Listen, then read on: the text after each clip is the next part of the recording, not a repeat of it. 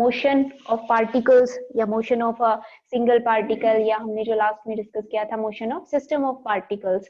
तो जब भी हम मोशन डिस्कस कर रहे होते हैं तो हम क्या करते हैं, हम एक इक्वेशन सॉल्व करते हैं मोशन को डिफाइन करने के लिए या एक्सप्लेन करने के लिए, जो कि आपकी क्या थी, न्यूटन की जो सेकंड लॉ है हमारा, उसको हम बेसिकली क्या करते हैं, उस इक्वेशन को हम सॉल्व करते हैं जब भी हम किसी भी तरीके का मोशन एक्सप्लेन कर रहे होते हैं उस टाइम पे। ठीक है, तो इस तरह की कोई डिफरेंशियल इक्वेशन आपको क्या करनी होती है, सॉल्व करनी होती है। ठीक है, लेकिन जब भी हम ये इक्वेशन सॉल्व करते हैं तो डायरेक्टली हम इस इक्वेशन को एज सच नहीं सॉल्व करते, हम क्या करते हैं, कुछ कंस्ट्रेंट्स अप्लाई कर देते हैं अपने सिस्टम पे। नॉर्मल लैंग्वेज में कंस्ट्रेंट्स का मीनिंग क्या है, I hope you all know what is the meaning of constraints. Constraint एक तरह से क्या होता है आपका, simply we can call it as a restriction, कि हमने कोई रिस्ट्रिक्शन इम्पोज कर दी। ठीक है, जैसे आप कॉलेज आते हैं तो आप पे कुछ रिस्ट्रिक्शंस हैं कि भाई आपने मास्क अप्लाई करके आना है, या बेंच पे आप सिंगल स्टूडेंट ही बेंच के ऊपर बैठोगे, तो ये क्या है, आपके ऊपर कुछ रिस्ट्रिक्शंस हैं। ठीक है, लेकिन कुछ चीजें हैं जो आपको अलाउडेड होती हैं, कि भाई आप क्लास में जो टीचर पढ़ा रहा है उसको नोट कर सकते हो, या फिर आप क्या कर सकते हो, क्वेश्चन पूछ सकते हो अपने टीचर से, तो वो चीजें क्या है, आपकी अलाउडेड है। ठीक, तो इसी तरह से जब भी हम कोई मोशन डिस्कस कर रहे होते हैं तो मोशन को, या फिर जो इक्वेशन सॉल्व करनी है, ये जो डिफरेंशियल इक्वेशन आपके पास सेकंड ऑर्डर डिफरेंशियल इक्वेशन एक तरह से, तो इसको सॉल्व करने के लिए हम कभी कभी क्या कर देते हैं, कुछ रेस्ट्रिक्शंस इंपोज कर देते हैं। किस पे रेस्ट्रिक्शंस लगा देते हैं, पार्टिकल्स की पोजीशंस और वेलोसिटी के ऊपर हम क्या कर देते हैं, कुछ रिस्ट्रिक्शंस इंपोज कर देते हैं। और रिस्ट्रिक्शन हम किस लिए लगाते हैं, अपने कॉम्प्लेक्स सिस्टम को थोड़ा सा सिंप्लीफाई करने के लिए हम क्या करते हैं, रिस्ट्रिक्शंस इंपोज करते हैं। ठीक, ये रिस्ट्रिक्शंस किस टाइप की होती हैं, आपकी ज्योमेट्रिकल या फिर काइनेमेटिकल नेचर की होती हैं आपकी रिस्ट्रिक्शंस, जो हम इंपोज करते हैं किस पे, motion of a single particle या फिर सिस्टम ऑफ पार्टिकल्स के ऊपर हम वो अप्लाई करते हैं। ठीक, आज की क्लास में हम यही देखेंगे कि भाई ये कंस्ट्रेंट्स आपके कितनी टाइप के कंस्ट्रेंट्स एग्जिस्ट करते हैं और उनके कुछ एग्जांपल्स हम रीड करेंगे। तो various type of constraints we are going to discuss. ठीक है, तो आगे बढ़ने से पहले हम यहाँ पे देखिए कुछ आपके सिंपल एग्जांपल्स देख रहे हैं कि what is the example of constrained motion. ठीक, रिस्ट्रिक्शंस इंपोज करने के बाद जो भी आप मोशन ऑब्जर्व करते हो, फिर उसी मोशन को हम क्या कह देते हैं, आपका कंस्ट्रेन्ड मोशन कह देते हैं, कि भाई हमने उस पर कुछ रिस्ट्रिक्शंस इंपोज कर दी, और रिस्ट्रिक्शंस इंपोज करने के बाद जो हम मोशन ऑब्जर्व कर रहे हैं वो कैसा होगा, अब कंस्ट्रेन्ड मोशन होगा। जैसे फॉर एग्जाम्पल कोई आपका एक, जैसे कोई आप काइट फ्लाई करते हो, तो काइट आप कैसे फ्लाई करते हो, आप स्पेस में काइट को फ्लाई कर सकते हो, तो उसके जो तीनों कोऑर्डिनेट्स होते हैं एक्स वाई जेड, उन तीनों कोऑर्डिनेट्स की हेल्प से आप उसकी पोजीशन या फिर उसकी वेलोसिटी को डिफाइन कर सकते हो किसी भी पॉइंट ऑफ टाइम पे। ठीक, तो स्पेस में जब भी हम किसी चीज को डिफाइन करते हैं तो हमें कितने कोऑर्डिनेट्स चाहिए होते हैं, 3 कोऑर्डिनेट्स हमें चाहिए होते हैं स्पेस के विद रिस्पेक्ट टू। ठीक है, मोशन उसके साथ ही हम इंक्लूड कर देते हैं, तो हमें 3 वेलोसिटी के कोऑर्डिनेट्स भी साथ ही साथ एक्सप्लेन करने पड़ते हैं। तो इन जनरल आपको 6 कोऑर्डिनेट्स क्या करने पड़ते हैं, एक्सप्लेन करने पड़ते हैं या बताने पड़ते हैं किसी भी पार्टिकल की पोजीशन को एग्जैक्टली डिफाइन करने के लिए। ठीक, अब इन 6 कोऑर्डिनेट्स में से हम क्या करेंगे, कुछ कोऑर्डिनेट्स पे जो कि आपकी वेलोसिटी या पोजीशन पर डिपेंड कर रहे होंगे उनके ऊपर कुछ रिस्ट्रिक्शंस लगा देंगे। ठीक है, उसको सिंप्लीफाई करने के लिए एक तो आप 6 कोऑर्डिनेट का सिस्टम पढ़ो, और एक मान लीजिए आपने उसके ऊपर 4 तरह की रिस्ट्रिक्शंस इंपोज कर दी, अब आपके पास सिर्फ 2 ही कोऑर्डिनेट्स बचेंगे, तो ये बहुत थोड़ा सा आसान हो जाता है आपका, एक कॉम्प्लेक्स सिस्टम को सिंप्लीफाई हम कर देते हैं रिस्ट्रिक्शंस उसके ऊपर इंपोज करके। ठीक है, जैसे जो आपका 1 डायमेंशनल मोशन होता है, 1 डायमेंशनल मोशन में आप क्या करते हैं, पार्टिकल आपका कैसे मूव करता है, एक स्ट्रेट लाइन के अलोंग हमारा पार्टिकल मूव कर रहा होता है। ठीक है, और उस स्ट्रेट लाइन के अलोंग हम बहुत आसानी से उसकी डायरेक्ट जो भी पोजीशन होती है वो डिफाइन कर देते हैं कि भाई जो फिक्स्ड पॉइंट था जहां से पार्टिकल ने मूव करना शुरू किया था उसके विद रिस्पेक्ट टू उसने कितना डिस्प्लेसमेंट ट्रेवल किया, तो एक कोऑर्डिनेट की हेल्प से हम सिंपली बता देते हैं कि भाई ये इसकी पोजीशन है, या फिर इस पॉइंट पे की जो भी वेलोसिटी है उसके विद रिस्पेक्ट टू मोमेंटम हम डिफाइन कर देते हैं, और एक ही फिर हमें इक्वेशन चाहिए होती है, इक्वेशन ऑफ मोशन। सिंगल अगर आपका कोऑर्डिनेट है तो एक ही इक्वेशन ऑफ मोशन आपको फिर वहां पे सॉल्व करनी पड़ती है। ठीक है, तो आपने उसको रेस्ट्रिक्ट कर दिया कि वो सिर्फ एक ही डायरेक्शन में जाएगा, या तो एक्स में या वाई में या जेड में। ठीक है, तो इस तरह का मोशन जो है वो क्या कहलाएगा, आपका रेस्ट्रिक्टेड मोशन कहलाएगा।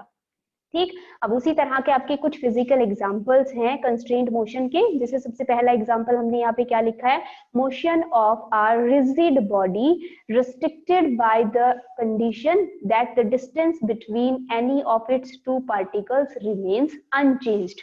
रिजिड बॉडी क्या होती है आपकी, एक इस तरह का सॉलिड बॉडी होता है जिसके जो कंस्टिट्यूएंट पार्टिकल होते हैं उनके बीच का जो सेपरेशन होता है वो आपका चेंज नहीं होता।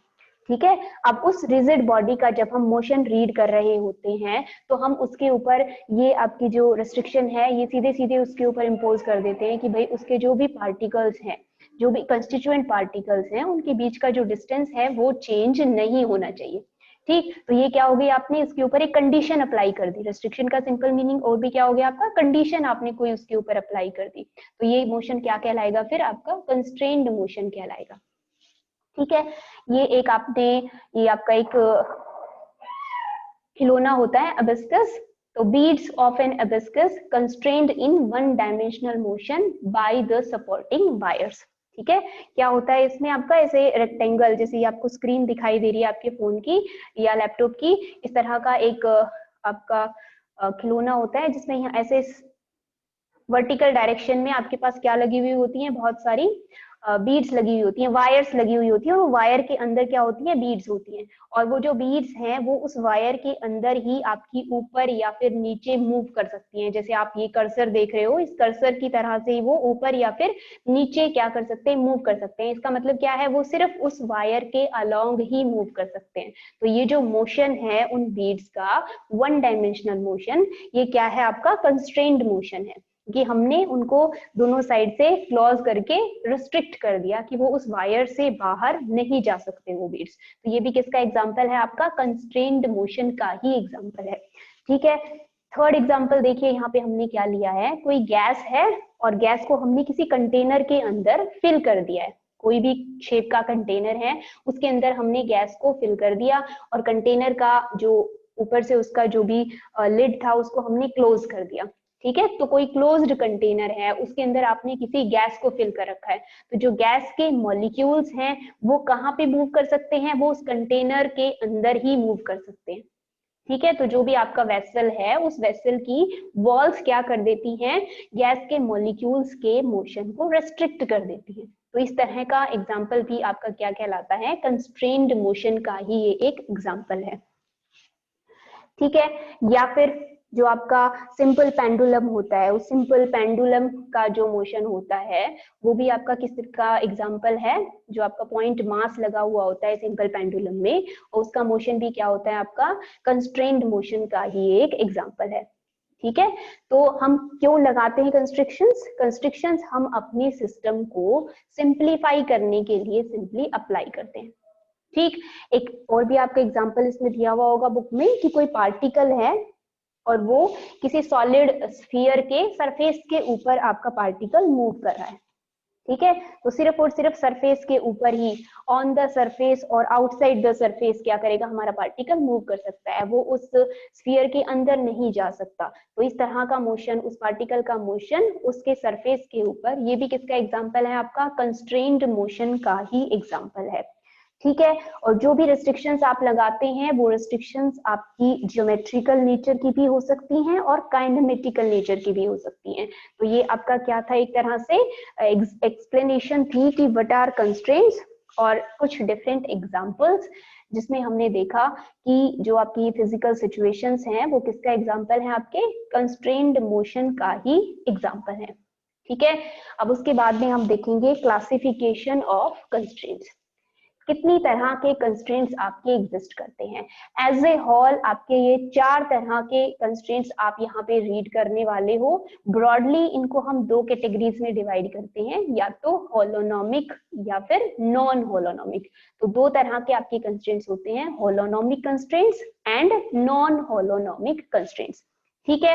फिर स्पेस के साथ साथ अगर हम टाइम को भी इंक्लूड कर देते हैं, टाइम का इफेक्ट भी अगर हम देखते हैं, तो आपके पास दो डिफरेंट तरह के कंस्ट्रेंट्स होते हैं, one is scleronomic and second one is रियोनॉमिक।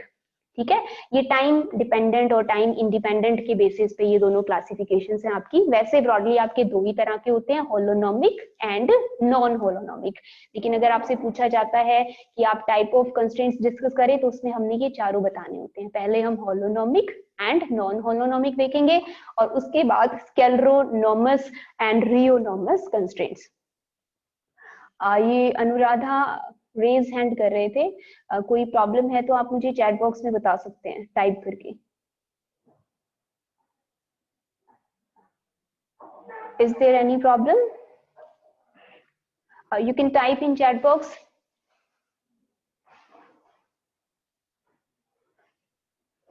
One by one हम इनकी डेफिनेशन देखेंगे आपके होलोनॉमिक कंस्ट्रेंट्स। तो सबसे पहले हम क्या कर रहे हैं, हमारे होलोनॉमिक कंस्ट्रेंट्स कर रहे हैं। तो these constraints are defined as those which can be expressed as algebraic relations among the coordinates। ठीक है, तो आपके सिस्टम के जो भी पार्टिकल जिनका आप मोशन रीड कर रहे हैं, उनके कुछ कोऑर्डिनेट्स होंगे। जैसे आप स्पेस में एक सिंगल पार्टिकल का मोशन डिफाइन करना चाह रहे होते हो, तो वहां पे आपके पास 3 कोऑर्डिनेट्स होते हैं, एक्स, वाई और जेड। ठीक है, और सिंपली हम बात करें तो उसको हम आर की फॉर्म में भी लिखते हैं, जिस आर के अंदर आप X Y Z, X coordinate, Y coordinate, Y component और जेड कंपोनेंट तीनों को एक साथ इंक्लूड कर लेते हो। ठीक है, तो उस कोऑर्डिनेट्स की फॉर्म में अगर आप अपनी रेस्ट्रिक्शन को किसी फंक्शन की फॉर्म में लिख पा रहे हो, तो किसी फंक्शन की फॉर्म में अगर हम लिख पा रहे हैं, फंक्शन का मतलब है किसी अलजेब्रिक रिलेशन की फॉर्म में अगर हम कंस्ट्रेंट को एक्सप्लेन कर सकते हैं, तो वो कंस्ट्रेंट्स क्या कहलाते हैं, आपके होलोनॉमिक कंस्ट्रेंट्स कहलाते हैं। ठीक है, तो if a system has only holonomic constraints, we can always find a proper set of generalized coordinates in which the equation of motion do not explicitly depend on constraints। ये क्या है आपका, ये चीज आप आगे पढ़ोगे आगे की क्लासेस में, generalized coordinates क्या होते हैं। यहाँ सिंपली ये बात बताई गई है कि अगर हमारे सिस्टम पे सिर्फ और सिर्फ होलोनॉमिक नेचर के कंस्ट्रेंट्स ही हमने अप्लाई किए हुए होते हैं, तो जो भी आपके कोऑर्डिनेट्स होते हैं या फिर जो भी आपकी सिचुएशन होती है, उस सिचुएशन के विद रिस्पेक्ट तो हम बहुत आसानी से जनरलाइज्ड कोऑर्डिनेट्स डिफाइन कर पाते हैं, और जो आपकी इक्वेशन ऑफ मोशन बनती है वो आपकी कंस्ट्रेंट्स पर डिपेंड ना करे। इस तरह की इक्वेशंस आप जनरली ड्रॉ कर सकते हो जब आपके सिस्टम पे सिर्फ और सिर्फ होलोनॉमिक नेचर के कंस्ट्रेंट्स ही आपने अप्लाई किए हों। ठीक है, इसके अलावा ये जो सेकंड है आपका, अगर आपने जो भी कंस्ट्रेंट अप्लाई किया है और उस वो कंस्ट्रेंट आपके पोजीशन और वेलोसिटी इन दोनों पे डिपेंड कर रहे होते हैं, और साथ ही साथ आप किसी इक्वेशन की फॉर्म में उनको रिप्रेजेंट ना कर पाओ। ठीक है, इक्वेशन की फॉर्म में, जैसे ये इक्वेशन लिखी हुई है आपकी, function of r1 r2 r3 up to rn और t, ये आपके कोऑर्डिनेट्स है सिस्टम के, और ये हमने टाइम का कोऑर्डिनेट यहाँ पे लिख दिया n इज इक्वल टू 0। तो यहाँ पे आपकी क्या आएगी, इस f ऑफ समथिंग की जगह यहाँ कोई इक्वेशन होगी, और उस इक्वेशन को आपने इज इक्वल टू 0 लिखा। तो अगर इस तरह की रिलेशन की फॉर्म में आप अपनी रेस्ट्रिक्शन को लिख पाते हो, तब तो वो क्या होगा, होलोनॉमिक कंस्ट्रेंट। और अगर आप इस तरह नहीं लिख पाते या इन इक्वालिटी की फॉर्म में आप लिखते हो, जिसमें आप ग्रेटर देन 0 या लेस देन 0 वाली बात करते हैं, तो वो कौन सी कंस्ट्रेंट होते हैं, आपके नॉन होलोनॉमिक कंस्ट्रेंट्स होते हैं। ठीक है, in general constraints are expressed as mathematical relation और relations between particle coordinates and possibly the time. ठीक है, तो जो भी आपके पार्टिकल्स हैं उनके जो कोऑर्डिनेट्स हैं और जो टाइम का कोऑर्डिनेट है, उनकी फॉर्म में हम कंस्ट्रेंट्स को लिख सकते हैं, और जिन्हें लिख सकते हैं वो क्या कहलाते हैं, आपके फिर होलोनॉमिक कंस्ट्रेंट्स। ये हम मेनली होलोनॉमिक कंस्ट्रेंट की ही बात कर रहे हैं। ठीक, तो इस इक्वेशन की फॉर्म में अगर हमारी कंस्ट्रेंट की इक्वेशन बन सकती है, तो उसको हम क्या कहते हैं, होलोनॉमिक कंस्ट्रेंट कहते हैं। अभी जो एग्जांपल देखेंगे उनमें आपको पता चल जाएगा कि हम ये कैसी इक्वेशन की बात कर रहे हैं। ठीक है, तो ये आपका क्या है, जैसे फर्स्ट एग्जांपल है ये आपका होलोनॉमिक कंस्ट्रेंट का। इसमें क्या है, आपकी कोई रिजिड बॉडी है और उसके उसके अंदर कौन से आपके कंस्ट्रेंट्स आपने इम्पोज किए हुए होते हैं। अभी अभी हमने बताया था कि रिजिड बॉडीज के ऊपर हम क्या कंस्ट्रेंट लगाते हैं, क्या रेस्ट्रिक्शन लगाते हैं कि भाई जो दो पार्टिकल्स हैं या फिर जो भी कंस्टिट्यूएंट पार्टिकल्स हैं उनके बीच का सेपरेशन आपका चेंज नहीं होना चाहिए ड्यूरिंग मोशन। ठीक, आर आई और जे, आई और जे क्या है, आपके दो पार्टिकल्स हैं और उन दोनों पार्टिकल्स के बीच का जो सेपरेशन है उसको मैंने simply are I minus R जे इस तरह से लिखा है।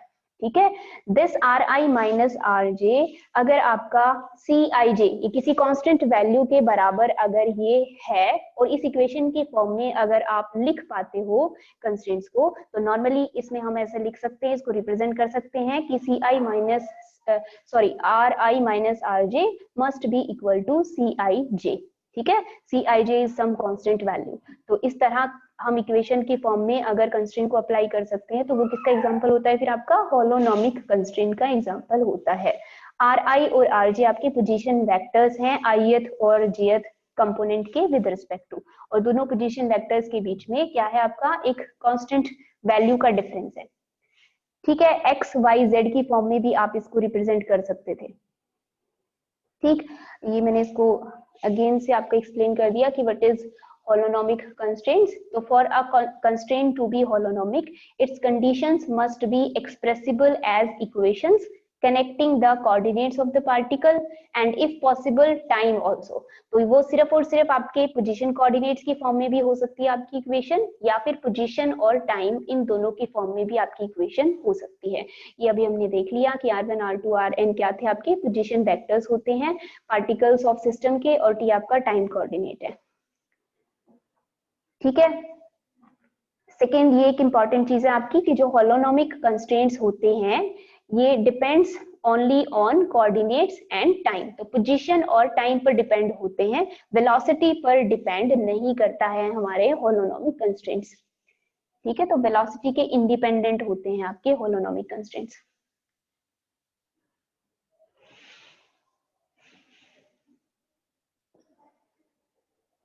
ये हमारे कुछ और एग्जांपल्स हैं आपके होलोनोमिक कंस्ट्रेंट्स के। The constraints involved when a particle is restricted to move along any curve such as circle और एलिप्स एक्सेट्रा और on a given surface is also an example of constraint holonomic constraints। इसका ये क्या कह रहा है आपका कि आपका कोई भी पार्टिकल है जिसको कि आप रेस्ट्रिक्ट कर दो कि कोई आपने सर्कल ड्रॉ कर रखा है या इलिप्स ड्रॉ कर रखा है और इलिप्स के सरफेस के ऊपर क्या करना है, आपके पार्टिकल को मूव करना है। ठीक है, तो इसको भी हम इजीली इक्वेशन के फॉर्म में डिफाइन कर सकते हैं। ठीक, तो वो भी किसका एग्जांपल है, आपका होलोनोमिक कंस्ट्रेंट का ही एग्जांपल है। और ये एक हमने एग्जांपल लिया था किसका एग्जांपल, सिंपल पेंडुलम का। तो ये आपका पॉइंट ऑफ सस्पेंशन है और यहाँ पे आपका पॉइंट मास है, और इस पॉइंट मास का जो मोशन होता है वो इस तरह से होता है, ये आपकी मीन पोजीशन के अराउंड इस तरह से आपका सिंपल पेंडुलम मूव करता है।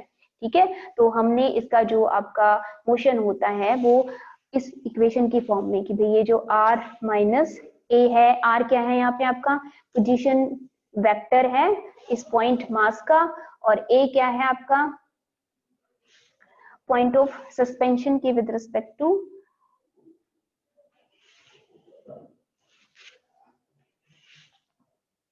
पोजीशन। जो आपका ये पॉइंट ऑफ सस्पेंशन है इसके विद रिस्पेक्ट टू इसका जो ये डिस्टेंस होता है उसको हम a से डिनोट करते हैं। ठीक है, तो r एक तो इसका पोजीशन वेक्टर है और दूसरा आपके इस पॉइंट का पोजीशन वेक्टर है, and r minus A is equal to l, जो आपकी सिंपल पेंडुलम की लेंथ होती है उस लेंथ के बराबर होना चाहिए। या फिर आप कह सकते हैं कि ये जो मोशन है इस मोशन को हम इस इक्वेशन की फॉर्म में, ये रिस्ट्रिक्शन हमने इसके ऊपर इम्पोज कर दी है कि भाई दोनों पॉइंट्स जो आपका पॉइंट ऑफ सस्पेंशन है और ये फ्री पॉइंट है जो कि आपका मूव कर सकता है, इन दोनों पॉइंट्स के बीच की जो लेंथ है वो हमेशा ड्यूरिंग मोशन पूरे के पूरे मोशन के अलोंग जो हमारे पेंडुलम की लेंथ है उस लेंथ के बराबर वो बनी रहनी चाहिए। ठीक है, या फिर simply r is equal to आप l भी कह सकते हो कि ये पोजीशन वेक्टर, क्योंकि a की जो वैल्यू है वो क्या होती है आपकी 0, यहाँ से आप शुरू करते हो, ये ओरिजिन पॉइंट है, तो ये जो आपका r है या p का पोजीशन वेक्टर हमेशा ही किसके बराबर रहे, आपका l के बराबर रहे। तो इसके ऊपर ये जो कंस्ट्रेंट हमने अप्लाई किया है वो नेचर का एग्जाम्पल है आपका होलोनोमिक कंस्ट्रेंट का ही एग्जाम्पल है। तो ये 2-3 एग्जाम्पल्स हैं आपके, ये किसके एग्जाम्पल हैं आपके होलोनोमिक कंस्ट्रेंट्स, या फिर जिन कंस्ट्रेंट्स को हम इक्वेशन की फॉर्म में रिप्रेजेंट कर सकते हैं, ये उनके एग्जांपल्स हैं। इसके बाद जो हमारी सेकंड टाइप है वो क्या है आपकी नॉन होलोनोमिक कंस्ट्रेंट्स।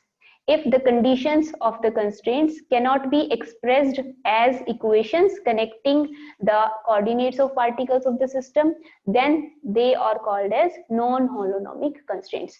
तो जो आपकी कंडीशन है वो कंडीशन अगर आप इक्वेशन की फॉर्म में नहीं लिख पाते हो, इस तरह से नहीं लिख पाते, F function of R and T is equal to 0, इस तरह अगर हम नहीं एक्सप्रेस कर पाते, तो हम कैसे एक्सप्रेस कर पाते हैं, इन इक्वालिटीज की फॉर्म में अगर हम एक्सप्रेस कर पाते हैं। ठीक है, तो वो इन इक्वालिटीज की फॉर्म में जिन कंस्ट्रेंट्स की इक्वेशन होती हैं वो सभी किस कैटेगरी में आती हैं, आपकी नॉन होलोनोमिक कंस्ट्रेंट्स की कंडीशन में आती हैं। अब जैसे जो आपने अर्लियर कंस्ट्रेंट्स पढ़े उनके अंदर आप इज इक्वल टू समथिंग लिख रहे थे, जैसे कि दो पार्टिकल्स के बीच का जो सेपरेशन है वो कांस्टेंट रहे, या फिर जो लेंथ है हमारे सिंपल पेंडुलम की वो शुरू से लेके आखिर तक वही बनी रहे, या थर्ड जो एग्जांपल था हम कह रहे थे कि जो हमारा सर्कल के ऊपर पार्टिकल मूव कर रहा है वो आपके सर्कल के ऊपर ही मूव करता रहे। मतलब क्या है उसका कि सर्कल के सेंटर से लेके पार्टिकल का जो पोजीशन वेक्टर आप डिफाइन करोगे वो क्या रहे, आपका कांस्टेंट बना रहे पूरे के पूरे मोशन के अलोंग। ठीक, तो इस तरह का जो भी एग्जांपल था उसमें आप इक्वेशन इज इक्वल टू 0 आप इस तरह उसको एक्सप्रेस कर पाते थे। लेकिन इसके अलावा जब आपके पास ये हो कि भाई इससे ज्यादा हो सकता है, इससे कम हो सकता है, इस तरह की अगर आपकी कंडीशंस हो तो उन कंडीशंस को हम इन इक्वालिटीज, जैसे ये कि यहाँ पे एग्जांपल देखिए आपका कि R square minus A square greater than 0, तो ड्यूरिंग मोशन इस तरह से वो आपका बना रहे, तो ये क्या है आपकी एक इन इक्वालिटी है। तो इन इक्वालिटी की फॉर्म में अगर आप रिप्रेजेंट कर पा रहे हो अपनी कंस्ट्रेंट्स को, वो किसका एग्जांपल होते हैं, फिर नॉन होलोनोमिक कंस्ट्रेंट्स का एग्जांपल होते हैं। ठीक है, तो ये जो आपका फर्स्ट एक एग्जांपल है, कोई पार्टिकल है उसका मोशन आप देख रहे हैं, कोई सॉलिड स्फीयर है और किसी स्लैंटिंग सरफेस या किसी स्लोप वाले सरफेस के ऊपर आप क्या कर पा रहे हो, उसको मूव कर पा रहे हो। ठीक है, तो इस ड्यूरिंग दिस मोशन ये कंडीशन आपकी क्या होनी चाहिए, वहां पे सेटिस्फाई होनी चाहिए, R square minus A square must be greater than 0, जिसमें आर आपका क्या है, पोजीशन वेक्टर है, और ए क्या है, आपका जो भी स्फीयर है उस स्फीयर की रेडियस है। ठीक है, सेकेंड आपका देखिए example, constraints on an object rolling on a rough surface without slipping. कोई आपका प्लेन सरफेस की बजाय आप रफ सरफेस के ऊपर आप किसी भी ऑब्जेक्ट को मूव करवाते हो, तो रफ सरफेस में क्या आते हैं, बीच बीच में आपके ऑब्स्टेकल्स आते हैं, तो वो जो ऑब्स्टेकल्स हैं उनकी जब हम इक्वेशन लिखते हैं तो उनको हम इक्वालिटी के फॉर्म में नहीं लिख पाते हैं, कैसे लिखते हैं, इन इक्वालिटीज की फॉर्म में लिखते हैं। तो वो भी किसका एग्जाम्पल है, आपकी नॉन होलोनोमिक कंस्ट्रेंट्स का एग्जाम्पल है। या फिर जो आपने एक और एग्जाम्पल देखा था कि कोई आपका मोशन ऑफ गैस मॉलिक्यूल्स किसके अंदर, किसी कंटेनर के अंदर, तो हमने आपके जो मॉलिक्यूल्स हैं गैस मॉलिक्यूल्स उनको किसके अंदर फिल कर दिया हो, किसी कंटेनर के अंदर फिल कर दिया हो, तो जो कंटेनर का वॉल्यूम होता है उस वॉल्यूम से हमेशा ही कम रहेगा आपके जो भी पार्टिकल्स हैं उन पार्टिकल्स का पोजीशन वेक्टर।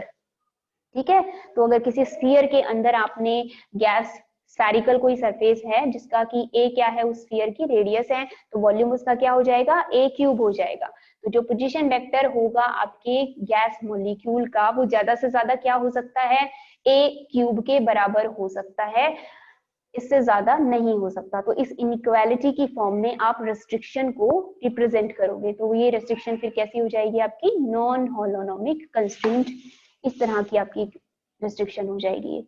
ठीक है, तो अगर इनइक्वालिटी की फॉर्म में लिखते हो कंस्ट्रेंट की इक्वेशन, वो नॉन होलोनोमिक के एग्जांपल होगी, और अगर इक्वालिटी की फॉर्म में function of R and T is equal to 0 ऐसे आसानी से रिप्रेजेंट कर पाते हो, तो वो किसका एग्जांपल होगी, होलोनोमिक कंस्ट्रेंट का एग्जांपल होगी। ठीक है भाई, आपकी बुक में बहुत सारे एग्जांपल्स दिए हुए हैं आपको, आपने उनको एक बार ढंग से रीड करना है। ठीक है, ये अगेन आपके कुछ एग्जांपल्स यहाँ पे हमने लिखे हैं कि particle confined to a surface of rigid sphere, कोई रिजिड स्फीयर है। रिजिड स्फीयर का मतलब है कि स्फीयर की जो रेडियस है वो आपकी कांस्टेंट है, वो वेरी नहीं कर रही है। तो अगर वेरी नहीं कर रही है तो हम उसको रिजिड स्फीयर कहते हैं। ठीक है, तो ए क्या है, उसकी रेडियस है। और इस कंडीशन को कैसे लिखा जा सकता है, R square minus A square greater than equal to 0। ठीक है, जो आपने फर्स्ट एग्जांपल पढ़ा था ये उसका एग्जांपल है, मतलब कि कोई आपका पार्टिकल है और वो सॉलिड स्फीयर के ऊपर अगर वो मूव कर रहा है या रोल कर रहा है। ठीक है, तो ये दो नेचर के आपके उसके ऊपर फोर्सेस अप्लाई हो सकते हैं। या तो क्या होगा, under gravitational field particle will slide down the surface and eventually fall of living surface. या तो ऐसा हो सकता है कि ग्रेविटेशनल फील्ड के इफेक्ट में जो पार्टिकल है वो सीधे सीधे उसके ऊपर स्लाइड होकर आए और इवेंचुअली जो सरफेस है, जिस सरफेस पर आपका स्लाइडर रखा हुआ है, उससे वो नीचे फॉल कर जाए। ठीक है, एंड इक्वालिटी साइन, ये इसको एक्सप्लेन करा है आपकी ग्रेटर देन और इक्वल टू को। जो इक्वलिटी साइन है यहाँ पे, equality sign in expression holds until the particle is in contact with the surface and when it leaves the sphere it follows r square minus a square greater than 0। ठीक है, तो ये जो inequality आपने लिखी है इसमें एक तो आपने इक्वल टू भी लिखा है कि r square minus a square is equal to 0, and second part में आप क्या कह रहे हो, r square minus a square greater than 0। ठीक है, तो जब तक पार्टिकल कांटेक्ट में रहता है तब तक तो ये इक्वेशन आपकी सेटिस्फाई होती है, R square minus A square is equal to 0। और जब वो स्लाइड करके नीचे गिर जाता है आपका सरफेस के ऊपर, उस वक्त जो आपकी कंडीशन होती है वो कौन सी होती है, R square minus A square greater than 0। तो ये जो इनइक्वालिटी इक्वेशन है ये आपकी कंस्ट्रेंट की इक्वेशन है उस पार्टिकल के लिए, और ये किसका एग्जाम्पल है, नॉन होलोनोमिक कंस्ट्रेंट का एग्जाम्पल है। ठीक है, ये हमने कर लिया आपका, कोई object rolling on a rough surface without slipping is an example of non holonomic constraint. तो ये कुछ एग्जांपल्स हैं, और इसके अलावा आपके कुछ एग्जांपल आपकी बुक में दिए हुए हैं एग्जांपल्स में, वो आपको एक बार सारे के सारे पढ़ लेने हैं, क्योंकि आपसे एग्जांपल की फॉर्म में क्वेश्चन पूछा जाता है कि इसके ऊपर जो रिस्ट्रिक्शंस हमने लगाई हुई हैं वो आपकी कौन से नेचर की हैं, होलोनोमिक हैं या नॉन होलोनोमिक हैं, रियोनोमस हैं या स्केलरोनोमस हैं। ठीक है, इसके अलावा दो आपकी टाइप होती हैं, रियोनोमस एंड स्केलरोनोमस। ठीक है, ये कौन सी होती हैं आपकी, अगर आपका जो भी कंस्ट्रेंट है वो टाइम पर डिपेंड कर रहा है, मतलब कि आपने कोई कंडीशन इंपोज की और टाइम के साथ साथ वो कंडीशन क्या हो रही है आपकी, चेंज हो रही है।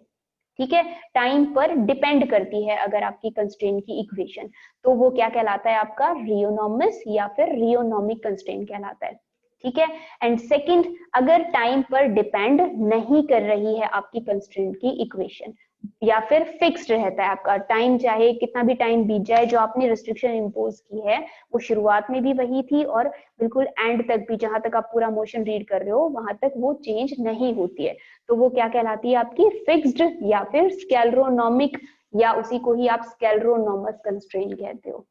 ठीक, यहाँ देखिए कुछ आपके एग्जांपल्स दिए हुए हैं, पहले ये वाला देखते हैं, हम फिक्स्ड वाला देखते हैं कि स्केलरोनोमिक कंस्ट्रेंट कौन से होते हैं। The constraints which are independent of time are called scleronomic constraints. A bead sliding on a rigid curved wire fixed on a space. ठीक है, हमने क्या किया है, एक वायर है, कर्व्ड वायर है, रिजिड कह रहे हैं, इसका मतलब क्या है, जो उसकी शेप है वो शेप नहीं बदल सकती टाइम के साथ, और बीड क्या कर रहा है, उस कर्व के ऊपर बीड हमारा मूव कर रहा है, तो जो उसकी शेप है वो चेंज नहीं हो रही है, इसका मतलब क्या है, आपका कर्व है तो जो रेडियस है वो चेंज नहीं हो रहा है, तो हमने क्या कर दिया, रिस्ट्रिक्शन उस पर इम्पोज कर दी कि चाहे बीड आपका कहीं से भी कहीं मूव करता जाए लेकिन उसका रेडियस है वो चेंज नहीं होगा टाइम के साथ। तो इस तरह का जो कंस्ट्रेंट है वो क्या कहलाता है आपका, स्केलरोनोमिक कंस्ट्रेंट कहलाता है। सेकेंड जो हमारा है रियोनोमिक कंस्ट्रेंट्स, ये कैसे होते हैं, the constraints which contain time explicitly are called rheonomic constraints. Time के साथ साथ आपकी जो कंस्ट्रेंट है वो उसकी नेचर चेंज होती अगर जाती है तो हम क्या कहते हैं, टाइम डिपेंडेंट कंस्ट्रेंट्स या फिर रियोनॉमिक कंस्ट्रेंट्स उनको हम कहते हैं। कुछ एग्जांपल्स हैं फिर आपके। अब उसी तरीके का ये एग्जांपल आपका, a bead sliding on a rigid curve wire moving in some prescribed fashion. आप क्या ऑब्जर्व कर रहे हो, उसमें क्या था, आपने फिक्स कर दिया था उस वायर को, रिजिड वायर को हमने फिक्स कर दिया था कहाँ पे, किसी सरफेस के ऊपर, और अब क्या कर रहे हैं, उसी कर्व वायर को हम क्या करवा रहे हैं, रोल करवा रहे हैं। तो वो वायर ऐसे रोल करके जा रही है और बीड जो उसके अंदर है वो बीड भी आपका मोशन कर रहा है। तो अब आपकी सिचुएशन बदल जाएगी। अब आप जब पोजीशन डिफाइन करना चाहोगे बीड की, तो आपको दोनों चीजें साइमल्टेनियसली देखनी पड़ेगी। जो भी आपका वायर मोशन ट्रेवल करके गया है उसके विद रिस्पेक्ट टू भी आपको ऑब्जर्व करना पड़ेगा, और जो बीड ने मोशन चेंज किया है आपका, जो भी पोजीशन चेंज हुई है, उन दोनों को साइमल्टेनियसली रीड करना पड़ेगा। तो अब ये किसका एग्जांपल है आपका, फिर टाइम डिपेंडेंट कंस्ट्रेंट का एग्जांपल है। ठीक है, अब ये दूसरा हमारा एग्जांपल है कि भाई कोई सिंपल पेंडुलम है और उसकी जो लेंथ है वो टाइम के साथ साथ चेंज होती है, और उस सिंपल पेंडुलम का अगर आप मोशन फिर पढ़ना चाहोगे तो वो फिर क्या हो जाएगा, आपका टाइम डिपेंडेंट कंस्ट्रेंट का एग्जांपल हो जाएगा। ठीक है, तो इसी तरह से अगर टाइम के साथ साथ पोजीशन और वेलोसिटी अगर बदल रही होती है आपकी कंस्ट्रेंट की, या जो आप इक्वेशन लिखते हो वो टाइम डिपेंडेंट होती है, तो वो किसका एग्जांपल हो जाती है, आपके रियोनॉमिक कंस्ट्रेंट का एग्जांपल हो जाती है।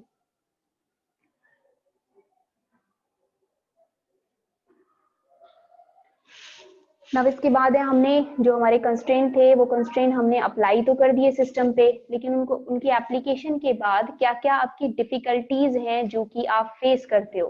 तो डिफिकल्टीज इंट्रोड्यूस्ड बाय कंस्ट्रेंट्स, तो आपकी कुछ प्रॉब्लम्स हैं ये। इसमें क्या है कि जो आप कोऑर्डिनेट्स रीड कर रहे होते हो पार्टिकल्स के, वो आपके they are no longer all independent. जो आपके कोऑर्डिनेट्स हैं, अगर हम कंस्ट्रेंट्स अप्लाई कर देते हैं तो कंस्ट्रेंट्स के ऊपर वो डिपेंड करते हैं आपके पोजीशन कोऑर्डिनेट ऑफ पार्टिकल्स। ठीक है, तो हमें कंस्ट्रेंट की इक्वेशन से उनको इक्वेट करना पड़ता है, या जो हमें इक्वेशन ऑफ मोशन निकालनी पड़ती है वो इंडिपेंडेंट नहीं रह जाती, वो एक दूसरे पर डिपेंडेंट हो जाती हैं। तो ये क्या हो गई, एक तरह से आपकी डिफिकल्टी आपने उसके अंदर इम्पोज कर दी है। अगर इक्वेशंस आपकी एक दूसरे पर डिपेंड करेंगी तो उनको सॉल्व करना थोड़ा सा डिफिकल्ट हो जाता है, और जो भी रिजल्ट आप निकालना चाहते हो वो डिजायर्ड रिजल्ट आप इजीली नहीं निकाल पाते हो। तो कंस्ट्रेंट की इम्पोजिशन की वजह से जो हमारी इक्वेशन ऑफ मोशन थी, जैसे मान लीजिए एक 3 डायमेंशनल सिस्टम को सॉल्व करने के लिए आपको 3 इक्वेशन सॉल्व करनी पड़ती है। तो एक तो आप इंडिपेंडेंटली उन 3 इक्वेशंस को सॉल्व करो, एक वो दूसरी इक्वेशन पे भी डिपेंड कर रही है, तो सिचुएशन हमारी थोड़ी सी कॉम्प्लेक्स हो जाती है। ठीक है, सेकंड क्या है आपका, to apply Newton second law, total force acting on each particle. ये हमें रिक्वायर्ड होता है जब हम न्यूटन का जो आपका इक्वेशन ऑफ मोशन जब लिख रहे होते हैं। लेकिन जब हम कंस्ट्रेंट्स अप्लाई कर देते हैं तो उन कंस्ट्रेंट्स की वजह से क्या आपके फोर्सेस लगे पार्टिकल्स के ऊपर, हमें उनको भी रीड करना पड़ेगा। और अभी तक जो आपके नेचर है कंस्ट्रेंट्स का, जो फोर्स होता है वो हम आसानी से कैलकुलेट नहीं कर पाते हैं, या फिर ऐसे कोई वेज हमने अभी तक नहीं ढूंढे हैं जिनसे हमें एग्जैक्ट या फिर एक्चुअल नेचर पता चल सके कंस्ट्रेंट फोर्सेस का। ठीक है, तो डायरेक्टली आपका अप्लाई हम नहीं कर पाते फिर जो सेकेंड लॉ है वो।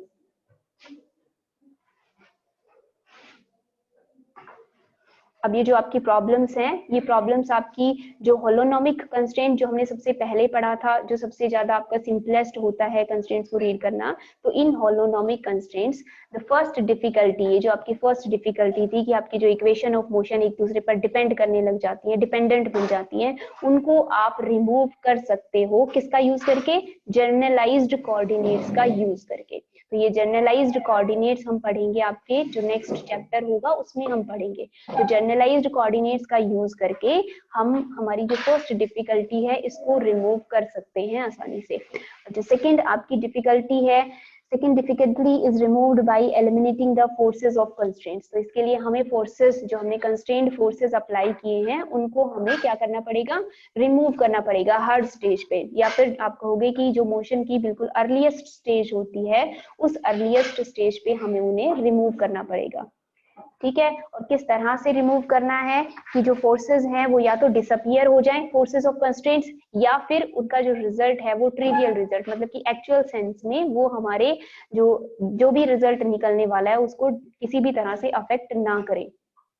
ठीक है, तो ये आपका थोड़ा सा डिफिकल्ट टास्क होता है कि फोर्सेस ऑफ कंस्ट्रेंट्स को एलिमिनेट करना। तो अभी तक हम इसको आसानी से रीड नहीं कर पाए हैं।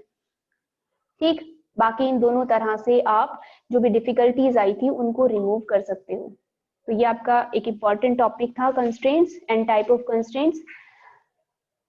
तो अगर इसमें किसी को कुछ प्रॉब्लम है तो आप मुझसे पूछ सकते हैं, अदरवाइज इसे मैंने इसका पीडीएफ आप लोगों के साथ शेयर कर दिया है, उसमें से आप इसको रीड कर लेना।